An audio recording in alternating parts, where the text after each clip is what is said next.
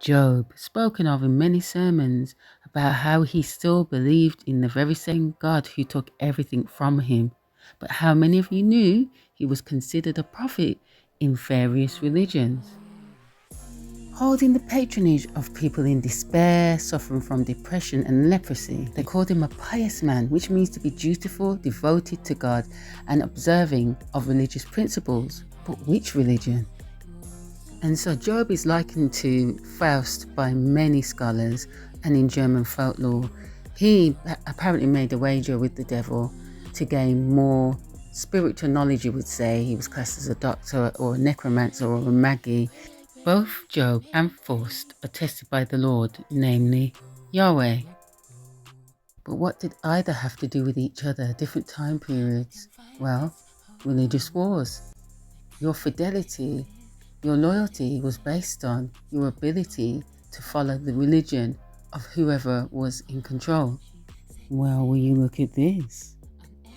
And so if you download this book, then you will realize why Job was the patronage of leprosy, because that's what basically happened to him. And if you read this is his real name, because Ahab and Job are one in the same. And how did he get back everything that was taken from him? Debatable.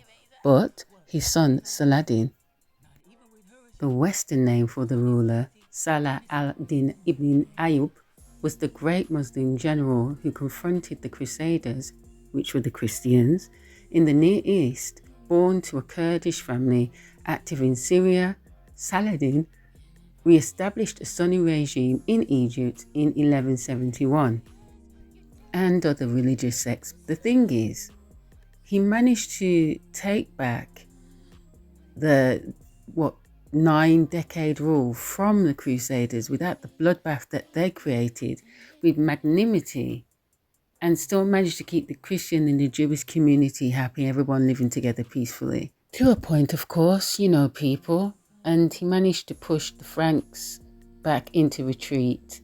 And then in 1192, he signed a truce with Richard the Lionheart. And boy, do I have something to tell you about him. But anywho, his family for a few more generations did well. So as you've seen, there's two sides, or a few to every story. So if you want to know more, you might want to read this book, which wasn't included in the Bible, but it's got tea. Download it. And as you can see, the author is also called Jesus.